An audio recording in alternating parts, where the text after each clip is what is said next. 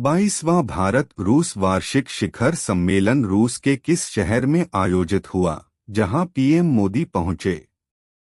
आपका सही जवाब है ऑप्शन डी, मॉस्को। 22वां भारत रूस वार्षिक शिखर सम्मेलन रूस के मॉस्को शहर में आयोजित हुआ, जहां पीएम मोदी पहुंचे। प्रधानमंत्री नरेंद्र मोदी 22वें भारत रूस वार्षिक शिखर सम्मेलन में भाग लेने के लिए 8 जुलाई 2024 को मॉस्को पहुंचे।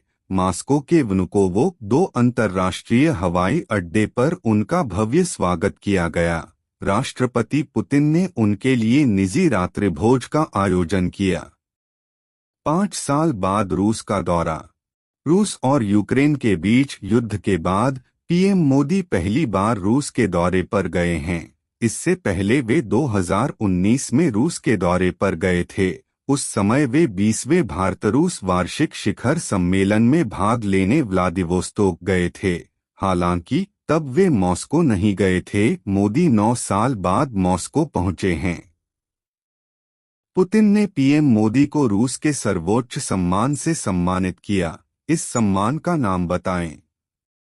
आपका सही जवाब है option C, order of Saint Andrew the Apostle. Putin ने पीएम मोदी को रूस के order of Saint Andrew the Apostle नामक सर्वोच्च सम्मान से सम्मानित किया।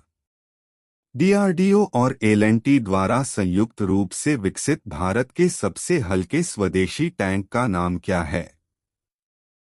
आपका सही जवाब है ऑप्शन डी, जोरावर। डीआरडीओ और एल&टी द्वारा संयुक्त रूप से विकसित भारत के सबसे हल्के स्वदेशी टैंक का जोरावर नाम है। इस टैंक का अनावरण जुलाई 2024 में डीआरडीओ प्रमुख डॉक्टर समीर वी कामत ने किया था। इस टैंक का अनावरण परीक्षण गुजरात के हजीरा में हुआ था। इसे पूर्वी लद्दाख क्षेत्र में वास्तविक नियंत्रण रेखा के पार चीनी तैनाती का मुकाबला करने के लिए विकसित किया गया है। केवल 25 टन वजनी इसे 2 साल में तैयार किया गया। इसे लद्दाख के ऊंचाई वाले क्षेत्रों के लिए विकसित किया गया है। यह पहाड़ी इलाकों में तेज गति से चल सकता है। शुरुआत में इस रेंज के 59 टैंक सेना को दिए जाएंगे। जोरावर की विशेषताएं। यह एक उभयचर टैंक है, जिसका अर्थ है कि यह जमीन और उथले पानी में काम कर सकता है, जिससे पूर्वी लद्दाख में पैंगोंग त्सो झील सहित नदी क्षेत्रों में तैनाती संभव है। वजन 25 टन, अन्य टैंक T-72 45 टन और T-90 46 टन। बैठने की क्षमता 3 लोग। Power 1000 horse power. गति 70 किलोमीटर प्रति घंटा। ऑफरोड 35 से 40 किलोमीटर प्रति घंटा। फील्ड आर्टिलरी FV 433 105 मिमी। कोएक्सियल मशीन गन 7.62 मिमी। जोरावर नाम क्यों? प्रोजेक्ट जोरावर का नाम प्रसिद्ध योद्धा जोरावर सिंह के नाम पर रखा गया है। वह एक सैन्य जनरल थे, जिन्होंने जम्मू के राजा गुलाब सिंह के अधीन सेवा की थी। इस परियोजना के तहत उपलब्ध कराए जाने वाले हल्के टैंकों की मारक क्षमता मौजूदा टैंकों के समान होगी। इन हल्के टैंकों में मिसाइल फायरिंग क्षमता, काउंटर ड्रोन उपकरण, चेतावनी प्रणाली और पावर टू वेट अनुपात जैसी विशेषताएं होंगी। भारतीय सेना को हल्के टैंकों की आवश्यकता क्यों है? पूर्वी लद्दाख 2020 में गतिरोध के दौरान सेना को पहाड़ों में बड़ी संख्या में T-72 45 टन और T-90 46 टन टैंक तैनात करने पड़े। इन टैंकों ने सफलतापूर्वक विरोधी को पीछे हटने पर मजबूर कर दिया। हालांकि इन टैंकों को मुख्य रूप से मैदानी और रेगिस्तानी इलाकों में ऑपरेशन के लिए डिजाइन किया गया है। चीन पूर्वी लद्दाख में हल्के टैंक तैनात कर रहा है, जो भारत के लिए खतरा है। इस स्थिति में भारतीय सेना को हल्के टैंकों की आवश्यकता है। 25 टन से अधिक वजन वाले टैंकों को पहाड़ों पर ले जाना चुनौतीपूर्ण और समय लेने वाला है। वित्तीय कार्रवाई कार्यबल FATF के नए अध्यक्ष के रूप में किसे नियुक्त किया गया है? आपका सही जवाब है ऑप्शन ए, एलिसाडी एंडा मैड्राजो। वित्तीय कार्रवाई कार्यबल FATF के नए अध्यक्ष के रूप में एलिसाडी एंडा मैड्राजो को नियुक्त किया गया है। किस संगठन ने एलिवेट नाम से AI संचालित स्वास्थ्य बीमा योजना शुरू की है? आपका सही जवाब है ऑप्शन सी, ICICI लोम्बई। ICICI लोम्बई संगठन ने एलिवेट नाम से AI संचालित स्वास्थ्य बीमा योजना शुरू की है।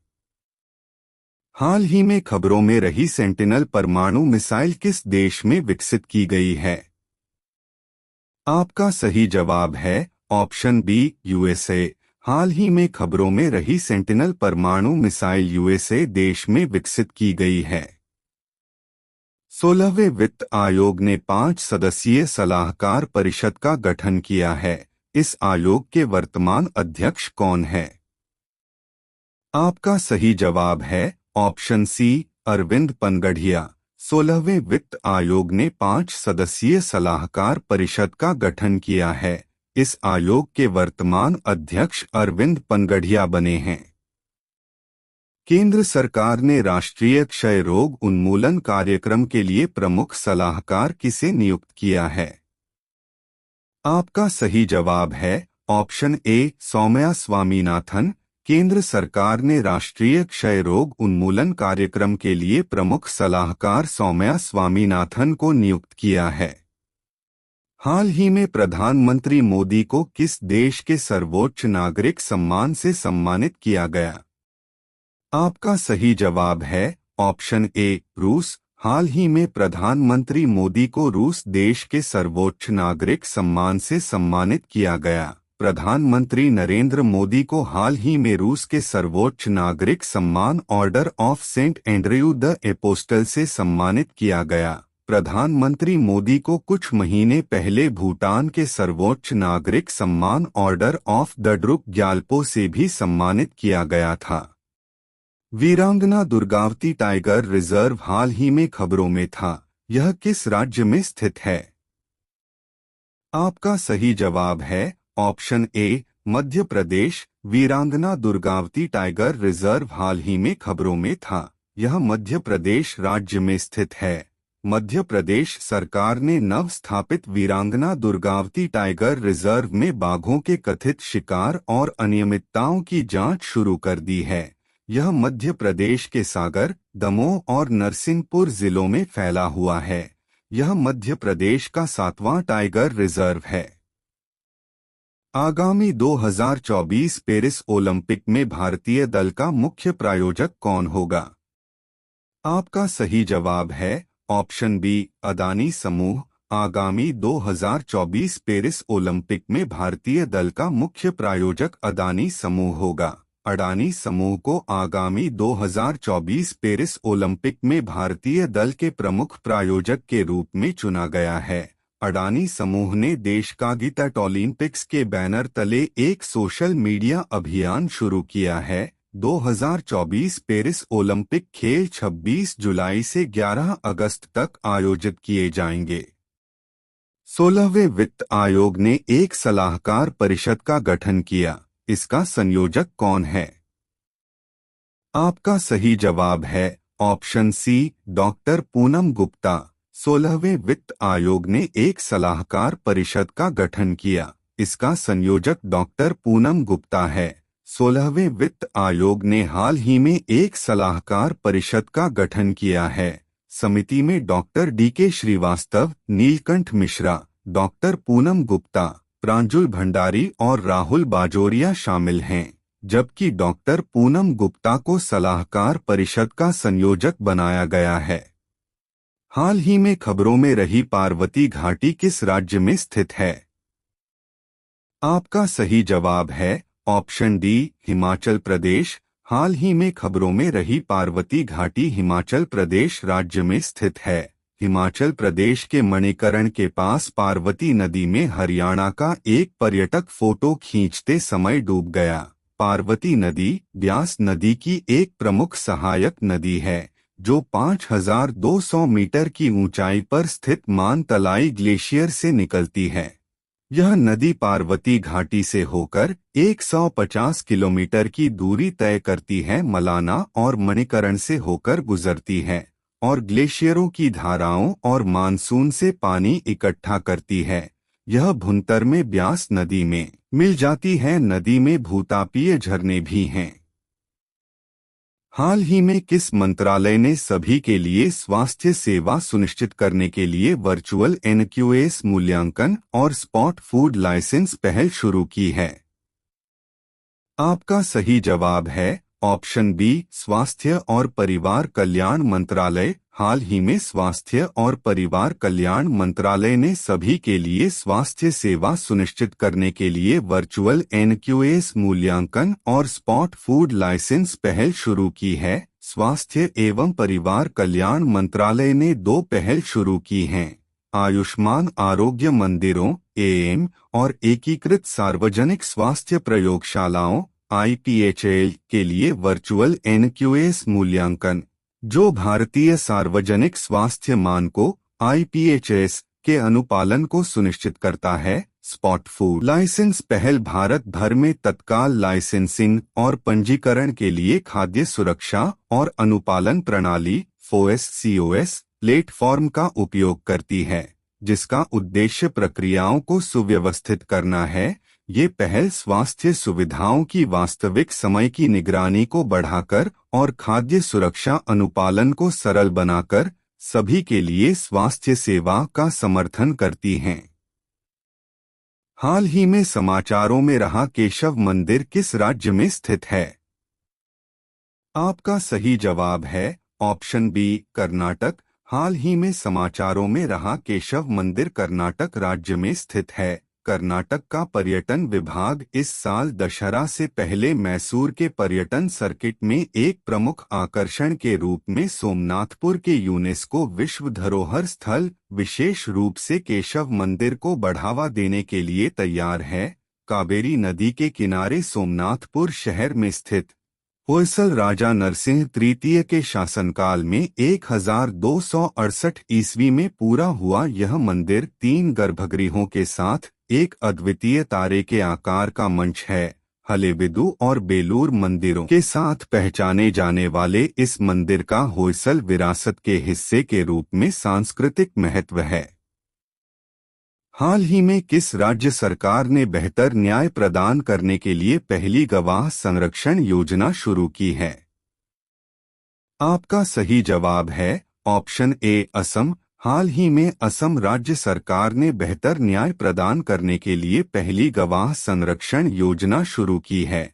असम के मुख्यमंत्री हिमंत बिस्वा शर्मा ने न्याय वितरण प्रणाली को मजबूत करने के लिए राज्य की पहली गवाह सुरक्षा योजना की शुरुआत की। भारतीय नागरिक सुरक्षा संहिता 2023 की धारा 398 के साथ संरेखित इस योजना का उद्देश्य जांच और मुकदमों के दौरान धमकियों का सामना करने वाले गवाहों की सुरक्षा करना है। गवाह एक सक्षम प्राधिकारी के समक्ष निर्धारित प्रपत्र के माध्यम से योजना के तहत सुरक्षा के लिए आवेदन कर सकते हैं, जिससे निष्पक्ष सुनवाई और धमकी के खिलाफ सुरक्षा सुनिश्चित हो सके। हाल ही में समाचारों में रहा मिनामिटोरिशिमा द्वीप किस महासागर में स्थित है? आपका सही जवाब है ऑप्शन सी, प्रशांत महासागर। हाल ही में समाचारों में रहा मिनामिटोरिशिमा द्वीप प्रशांत महासागर में स्थित है। शोधकर्ताओं ने मिनामिटोरिशिमा द्वीप, जिसे मार्कस द्वीप के नाम से भी जाना जाता है, के समुद्र तल पर इलेक्ट्रिक कार बैटरी के लिए आवश्यक 230 मिलियन मीट्रिक टन खनिजों की खोज की है। टोक्यो के दक्षिण पूर्व में उत्तर पश्चिमी प्रशांत महासागर में स्थित इस अलग-थलग जापानी एटोल में उभरी हुई मुंगा चट्टान द्वारा निर्मित एक त्रिकोणीय आकार है। इस द्वीप का भूभाग समतल है, जिसकी अधिकतम ऊंचाई 9 मीटर है और इसकी जलवायु समुद्री है, जिसका औसत वार्षिक तापमान 25.6 डिग्री सेल्सियस है। हाल ही में खबरों में रही निर्माण श्रमिक मृत्यु एवं दिव्यांग सहायता योजना किस राज्य से संबंधित है? आपका सही जवाब है ऑप्शन सी, छत्तीसगढ़। हाल ही में खबरों में रही निर्माण श्रमिक मृत्यु एवं दिव्यांग सहायता योजना छत्तीसगढ़ राज्य से संबंधित है। श्रम मंत्री लखन लाल देवांगन ने छत्तीसगढ़ में मुख्यमंत्री निर्माण श्रमिकों के बच्चों हेतु निःशुल्क कोचिंग सहायता योजना का शुभारंभ किया। यह योजना 10 जिलों में पंजीकृत निर्माण श्रमिकों के आर्थिक रूप से कमजोर बच्चों को निःशुल्क कोचिंग प्रदान करती है। इसमें पीएससी, सीजी व्यावसायिक परीक्षा मंडल एसएससी और बैंकिंग और रेलवे भर्ती जैसी परीक्षाएं शामिल हैं। 9 जून 2020 से मृत श्रमिकों के बच्चे और निर्माण श्रमिक मृत्यु एवं दिव्यांग सहायता योजना के लाभार्थी पात्र हैं। लचीलेपन के लिए कोचिंग हाइब्रिड मोड में उपलब्ध है। डॉक्टर सौम्या स्वामीनाथन एनटीईपी के लिए केंद्रीय स्वास्थ्य एवं परिवार कल्याण मंत्रालय में प्रमुख सलाहकार बनी। प्रोफेसर डॉक्टर सौम्या स्वामीनाथन को राष्ट्रीय क्षय रोग उन्मूलन कार्यक्रम एनटीईपी के लिए केंद्रीय स्वास्थ्य एवं परिवार कल्याण मंत्रालय में प्रमुख सलाहकार नियुक्त किया गया। वे इस कार्यक्रम के लक्ष्यों को प्राप्त करने के लिए समग्र रणनीति पर तकनीकी सलाह देंगी। डॉक्टर सौम्या स्वामीनाथन राष्ट्रीय क्षय रोग उन्मूलन कार्यक्रम के लिए नीतिगत दिशानिर्देश देंगी। इसके अलावा बेहतर रिजल्ट के लिए जरूरी क्रियाकलाप में सुधार को लेकर उपाय सुझाएंगी और रिसर्च संबंधी रणनीति पर सलाह देंगी। डॉक्टर सौम्या ग्लोबल लेवल पर टॉप टैलेंट के साथ एक्सपर्ट ग्रुप के गठन में भी सहायता करेंगी। प्रो स्वामीनाथन विश्व स्वास्थ्य संगठन में चीफ साइंटिस्ट रह चुकी हैं। इससे पहले उन्होंने Indian council of medical research ICMR की डायरेक्टर जनरल के रूप में भी काम किया है। डॉक्टर सौम्या भारत में हरित क्रांति के जनक माने जाने वाले कृषि वैज्ञानिक MS स्वामीनाथन की बेटी हैं। केंद्र सरकार ने इसी साल MS स्वामीनाथन को भारत के सर्वोच्च नागरिक सम्मान भारत रत्न मरणोपरांत से सम्मानित किए जाने का फैसला लिया था। भारत के केंद्रीय स्वास्थ्य एवं परिवार कल्याण मंत्री जगत प्रकाश नड्डा हैं। प्रधानमंत्री नरेंद्र मोदी को रूस का सर्वोच्च नागरिक सम्मान मिला। रूस ने मंगलवार 9 जुलाई को मॉस्को में पीएम नरेंद्र मोदी को देश का सर्वोच्च सम्मान order of Saint Andrew the Apostle से नवाजा। ये सम्मान सबसे बेहतर काम करने वाले नागरिक या फिर सेना से जुड़े लोगों को दिया जाता है। रूस के सर्वोच्च नागरिक सम्मान order of Saint Andrew the Apostle की शुरुआत 1699 के आसपास हुई थी। रूस के पहले सम्राट पीटर द ग्रेट ने इसे स्थापित किया था। इसे 1918 में रूसी क्रांति के बाद समाप्त कर दिया गया था।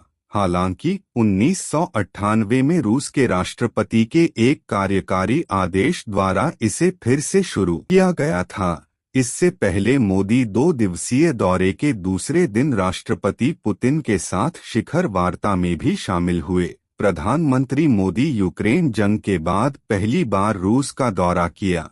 इससे पहले वे 2019 में रूस गए थे। तब वे 20वें भारत रूस वार्षिक शिखर सम्मेलन में हिस्सा लेने व्लादिवोस्तोक गए थे। मोदी और व्लादिमीर पुतिन की आखिरी मुलाकात 2022 में उज़्बेकिस्तान की राजधानी समरकंद में SCO समिट के दौरान हुई थी। पुतिन 2023 में भारत में हुए G20 सम्मेलन के लिए नहीं आए थे। रूस पूर्वी यूरोप और उत्तरी एशिया में फैला एक देश है। यह दुनिया का सबसे बड़ा देश है, जो 1,71,25,191 वर्ग किलोमीटर में फैला है। रूस 11 समय क्षेत्रों में फैला हुआ है और इससे 16 संप्रभु राष्ट्रों की सीमा मिलती है। रूस की राजधानी मॉस्को यूरोप का सबसे बड़ा शहर है। इसके बाद सेंट पीटर्सबर्ग का नंबर आता है, जो देश का सांस्कृतिक केंद्र है। प्रधानमंत्री मोदी 2 दिवसीय दौरे पर ऑस्ट्रिया पहुंचे। प्रधानमंत्री मोदी 2 दिवसीय रूस दौरे के बाद मंगलवार 9 जुलाई की देर रात को ऑस्ट्रिया की राजधानी वियना पहुंचे। एयरपोर्ट पर उनका स्वागत गार्ड ऑफ ऑनर के साथ हुआ। आज यानी 10 जुलाई को दोनों देशों के बीच व्यापार को लेकर चर्चा होगी। मोदी ऑस्ट्रिया के राष्ट्रपति एलेक्जेंडर वान डर बेले से भी मुलाकात करेंगे। वे वियना में भारतीय समुदाय के लोगों को भी संबोधित करेंगे। मोदी 41 साल बाद ऑस्ट्रिया जाने वाले पहले भारतीय प्रधानमंत्री हैं। इससे पहले इंदिरा गांधी 1983 में ऑस्ट्रिया दौरे पर गई थीं। इंदिरा गांधी ने प्रधानमंत्री रहते हुए सबसे पहले 1971 में ऑस्ट्रिया का दौरा किया था। इसके बाद 1980 में तत्कालीन ऑस्ट्रियाई चांसलर ब्रूनो क्रेस्की ने भारत का दौरा किया था। इसके बाद 1983 में एक बार फिर इंदिरा गांधी ने ऑस्ट्रिया का दौरा किया, जिसे फॉलो करते हुए 1984 में ऑस्ट्रिया के तत्कालीन चांसलर फ्रेड सिनोवाच ने भारत का दौरा किया था। ऑस्ट्रिया मध्य यूरोप के दक्षिणी भाग में स्थित एक देश है। यह 9 राज्यों का एक संघ है और इसकी राजधानी वियना है। देश की सीमा उत्तर पश्चिम में जर्मनी, उत्तर में चेक गणराज्य, उत्तर पूर्व में स्लोवाकिया, पूर्व में हंगरी, दक्षिण में स्लोवेनिया और इटली और पश्चिम में स्विट्जरलैंड और लिक्टेनस्टीन से लगती है। इसका क्षेत्रफल 83,879 वर्ग किलोमीटर है और यहाँ की जनसंख्या लगभग 90 लाख है। ऑस्ट्रिया 1955 से संयुक्त राष्ट्र का सदस्य और 1995 से यूरोपीय संघ का सदस्य है। यह OSCE और OPEC की मेजबानी करता है और OECD और इंटरपोल का संस्थापक सदस्य है। इसने 1995 में शेंगेन समझौते पर हस्ताक्षर किए और 1999 में यूरो मुद्रा को अपनाया। 16वें वित्त आयोग ने सलाहकार परिषद का गठन किया।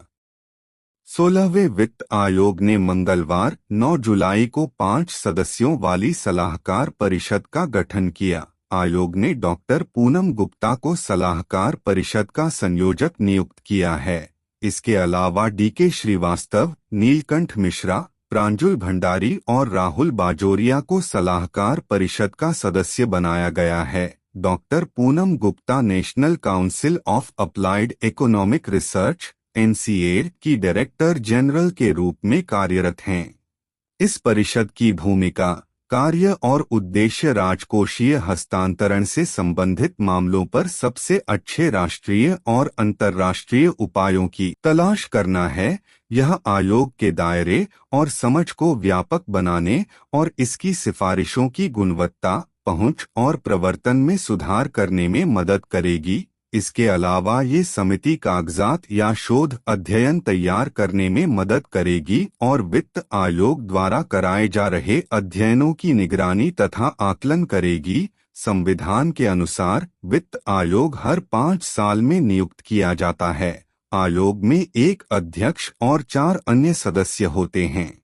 आयोग भारत के राष्ट्रपति को यह सिफारिश करता है कि संघ और राज्यों के बीच टैक्सेस की शुद्ध प्राप्तियों को कैसे वितरित किया जाए। आयोग अपनी रिपोर्ट राष्ट्रपति को सौंपता है, जिसे राष्ट्रपति संसद के दोनों सदनों के समक्ष रखवाता है। 16वें वित्त आयोग की अध्यक्षता नीति आयोग के पूर्व उपाध्यक्ष अरविंद पनगढ़िया के पास है। गौतम गंभीर टीम इंडिया का मुख्य कोच बने। पूर्व भारतीय क्रिकेटर गौतम गंभीर को टीम इंडिया का मुख्य कोच बनाया गया है। BCCI सचिव जय शाह ने मंगलवार 9 जुलाई को गंभीर के नाम का ऐलान किया। राहुल द्रविड़ का कार्यकाल ICC T20 विश्व कप के बाद खत्म हो गया था और उसके बाद से ही यह पद खाली था। गंभीर 2027 तक भारत के कोच बने रहेंगे। इस दौरान भारत 5 ICC टूर्नामेंट खेलेगा और उनके सामने इंडिया टीम को चैंपियन बनाने की चुनौती होगी। गंभीर भारतीय ने इंडियन प्रीमियर लीग 2024 में कोलकाता नाइट राइडर्स टीम के मेंटर के रूप में काम किया था। उनके मार्गदर्शन में कोलकाता नाइट राइडर्स इस सीजन में IPL खिताब जीतने में सफल रही थी। यह कोलकाता की तीसरी IPL ट्रॉफी रही। गौतम गंभीर ने इससे पहले बतौर कप्तान कोलकाता नाइट राइडर्स को 2 बार चैंपियन बनाया था। गौतम गंभीर के पास क्रिकेट के तीनों फॉर्मेट यानी T20, टेस्ट और वनडे खेलने का अनुभव है। गंभीर बतौर प्लेयर 2007 में भारत की T20 विश्व कप जीत और 2011 में वनडे विश्व कप जीत का हिस्सा रहे। साल 2007 के T20 विश्व कप फाइनल में गंभीर ने पाकिस्तान के खिलाफ 54 गेंद पर 75 रन बनाए थे। दोस्तों, करंट अफेयर काफ़ी इम्पोर्टेंट होता है, तो आप अपने दोस्तों को ज़्यादा से ज़्यादा शेयर करें और हमारे चैनल को सब्सक्राइब कर लें। धन्यवाद।